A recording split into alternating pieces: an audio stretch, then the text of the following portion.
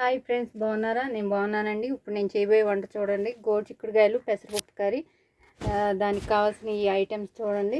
ఉల్లిపాయ, పచ్చిమిర్చి కట్ చేసి పెట్టుకున్నాను, కరివేపాకు, కొత్తిమీర, నానబెట్టుకున్న పెసరపప్పు అండి. ఇది నానబెట్టింది, ఉడకబెట్టలేదు, పచ్చిపప్పేను. దాంట్లో కారం, సాల్టు, అల్లం వెల్లుల్లిపాయ పేస్టు. ఇక్కడ చూడండి, స్టవ్ వెలిగించి కళాయి పెట్టి ఆయిల్ వేసుకున్నాను కూరకు సరిపడా. దాంట్లో ఇప్పుడు తాలింపు గింజలు వేసుకున్నాం మనం.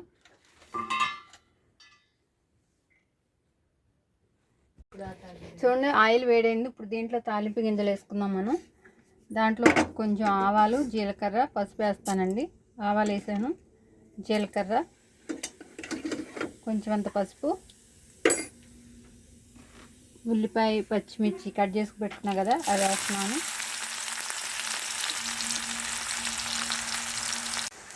చూడండి ఫ్రెండ్స్, ఉల్లిపాయ అయితే వేగింది. ఇప్పుడు మనం కట్ చేసి పెట్టుకున్నాం కదా గోరుచిక్కుడుకాయ ముక్కలు. ఇవి పచ్చి ముక్కలేనండి, ఉడకబెట్టలేదు. ఇలా వేస్తేనే బాగుంటుంది ఈ కూర అయితే చాలా టేస్ట్ బాగుంటుంది ఫ్రెండ్స్. ఒకసారి మీరు కూడా ట్రై చేయండి, లైక్ చేయండి, షేర్ చేయండి. నా వీడియో చూసినట్టయితే సబ్స్క్రైబ్ చేయండి ఫ్రెండ్స్, ప్లీజ్. ఈ ముక్కలు వేసేసి ఒక 5 నిమిషాలు మగ్గనివ్వాలండి. ఈ మగ్గినాక తర్వాత మనం పెసరపప్పు వేయాలి. అప్పుడు దాకా టైం పట్టిద్ది. దీని మీద మూత పెట్టేద్దాం. ఒకసారి కలిపేసుకుని నీట్గా దీని మీద మూత పెట్టేద్దాం. సిమ్లో పెట్టుకోవాలి. చూడండి ఫ్రెండ్స్, గోరుచిక్కుడుకాయ ముక్కలు అయితే కొంచెం మగ్గినాయండి. దీంట్లో అల్లం వెల్లుల్లిపాయ పేస్ట్ వేసేసాను, కొంచెమే, ఎక్కువ వేయలేదు. ఇప్పుడు మనం నానబెట్టుకున్నాం కదా పెసరపప్పు, అది వేసుకున్నాం దీంట్లో. ఇది వేసుకుని ఇంకొక 5 నిమిషాలు మగ్గనిద్దామండి. రెండు కలిసి చక్కగా మెత్తగా ఉడుకుతాయి. ఉడికిన తర్వాత మళ్ళీ చూద్దాం మనం. చాలా ఈజీగా ఉంటుంది ఫ్రెండ్స్ గోరుచిక్కుడుకాయల కూర. ఇలా ట్రై చేయండి, చాలా బాగుంటుంది ఈ కూర అయితే. ఒకసారి తిన్నారంటే మళ్ళీ మళ్ళీ తినాలనిపిస్తుందండి. ఒకసారి ట్రై చేయండి. ఇది మేము ఇంట్లో చేసుకున్నామంటే. చూడండి, కలుపుతున్నాను.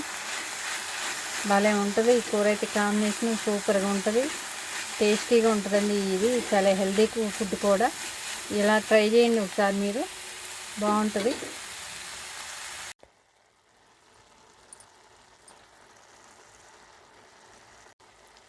ఇది చూడండి ఫ్రెండ్స్, ఈ ఉడికిపోయింది, పప్పు కూడా మెత్తగా ఉడికిందండి. ఇప్పుడు దీంట్లోకి సాల్ట్, కారం వేసుకుందాం.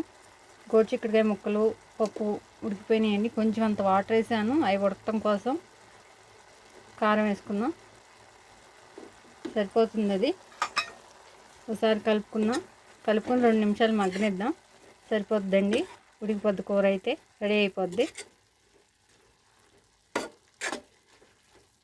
ఈ కూర చాలా బాగుంటుంది ఫ్రెండ్స్, ఒకసారి ట్రై చేయండి. మూత పెట్టేసి ఒక 5 నిమిషాలు మగ్గనిద్దాం.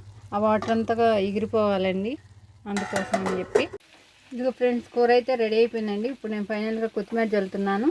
చూడండి, ముక్క ఎంత బాగా ఉడికిపోయిందో. పప్పు మెత్తగా ఉడికిపోయింది, ముక్క కూడా బాగా మెత్తగా ఉడికిపోయింది. దీంట్లో కొంచెం అంత గరం మసాలా వేసుకుంటే కూర అయితే సూపర్గా ఉంటుంది ఫ్రెండ్స్. కొత్తిమీర వేసే కదా, ఇప్పుడు నేను మసాలా కూడా వేస్తున్నాను. లైట్గా వేసుకోండి, మరీ ఎక్కువ వద్దండి, మళ్ళీ మసాలా ఘాటు వస్తుంది. అది సరిపోతుంది ఫ్రెండ్స్. కూర అయితే రెడీ అయిపోయింది. చూడండి ఎంత బాగుందో. చక్కగా ఉప్పు, కారం అన్నీ సరిపోయినాయి వీటిలోకి అయితే. ఓకే ఫ్రెండ్స్, మీరు కూడా ఒకసారి ట్రై చేయండి.